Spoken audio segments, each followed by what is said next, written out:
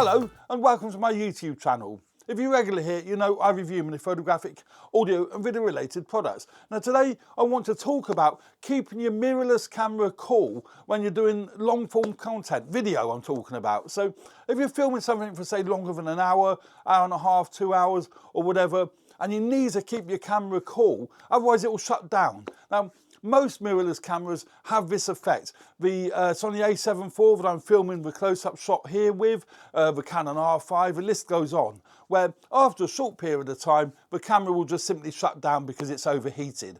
A lot of the cameras do have cooling fans built into them, such as the Panasonic GH6, the Sony FX30, as that is a cinema camera. I've got one coming in soon, so I'm going to be talking about the FX30, but I needed something that I could hopefully reliably use to stop the camera from shutting down. So I've got some events coming up. We're going to be longer than an hour for each take. Now, I have the Fuji X-H2, which I will be using for this. It's a great 4K camera, and the Fuji camera does actually take a Fuji fan. There's a little connection on the back here.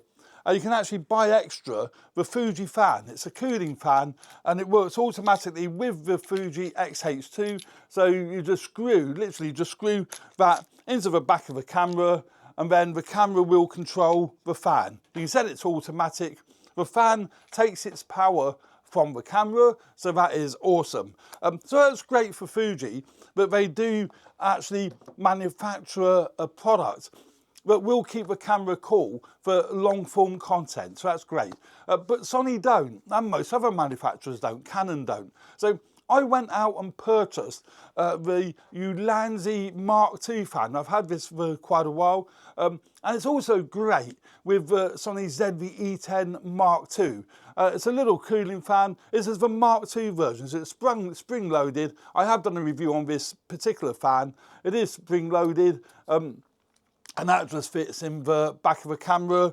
And then you've got a mode button here, a little LED display that shows you the fan speeds, speed 1, speed 2, and it will show you the temperature that the fan is at. It doesn't show you the temperature the camera is running at, but it shows you the sort of ambient temperature. So it's a good guide as to whether the camera is going to overheat.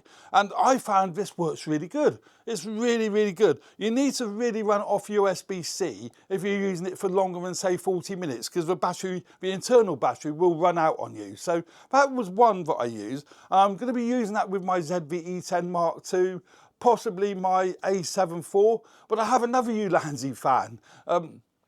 This one is more powerful than what this one is, and it comes with a separate battery. So the one I purchased is the CU01, which is this one here. It's got a stronger spring-loaded fitting on the side here. It's a lot stronger, so you have to kind of force it onto the back of the camera. But it's also got a little lip that just there, so that will actually slot into the camera, and then the battery fits on the back here. So the battery is a completely separate unit. You can buy these batteries separately, and then you match up. There's pins on the back of the unit, and there's pins on the actual battery, magnetic mounted, fitted on there, and then you see the power light comes on and the blue light comes on to tell you that it's on. There is no temperature guide on here, but you don't really need that. You know that this is actually going to do the job. It's got 3 settings, off, and then power 1 and power 2. And then you just set that by the little button on the back here. That will set to either off, then on power 1 and power 2. It's quite a powerful fan actually. And I found on the highest setting, that battery will run for about 45 minutes. So it's actually about the same running time as the Ulanzi Mark II fan, but it's a more powerful fan than this one. I can feel the strength of that coming out here now. And it's pretty quiet, even at its full power. Don't know if you can hear that. But you won't hear that at all. If you're using wireless microphones or even a gun mic on your camera, you're not going to hear that. And that will keep your camera cool while you're running a video. I mean, it's a great little gadget. It's not particularly expensive. Well, actually, it's next to nothing in price. When you consider it will get the job done, I mean, it's going to be far better value buying one of these than it is saying to your client that the camera died on you halfway through the shoot. So, and then you don't get paid. So, I mean, it's about 40 quid. I think I paid 40 quid for this. I will leave links in the description of this video, Amazon affiliate links where you can actually purchase it from. But yeah, very well made of metal. The battery is very well constructed. And I say it very easily fits, or you can run it off USB-C. So you don't run out of power. And that's what I do with the Mark II one as well. It's got a USB-C port for charging it, but that will also run it. So I would do the same with this one. I'll put it on the back of the camera. I'll show you on the Fuji X-H2. Can't show you on my A7IV because that is actually filming. The close-up shot that you see here is being filmed on my A7IV. And I've got the Samyang 75mm lens fitted to that.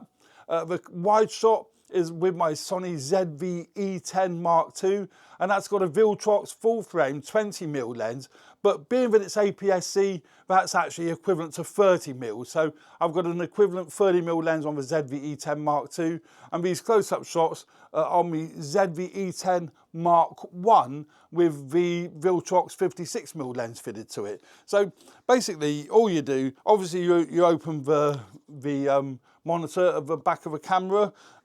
Obviously, now, quite obviously, you can't close the monitor once the fan's fitted because obviously it won't close. And that's, you know, the same on any of the cameras. So you get your spring-loaded clip that fits at the monitor end of the camera. So let me just put that in. I can't show you it because I've got to fit it.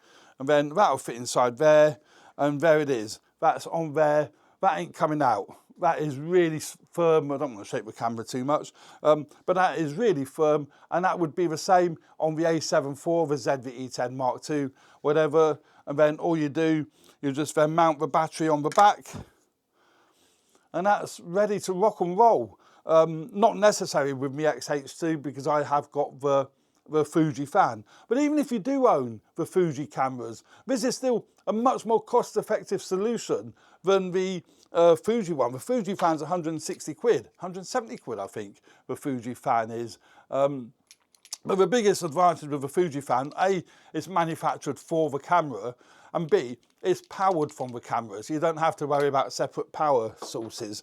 Yeah, I think that is a great asset for anyone that's doing long-form content with mirrorless cameras, particularly the cameras that tend to overheat. You don't need this sort of thing for the likes of the Sony FX30 because that is a cinema camera that has got a built-in fan.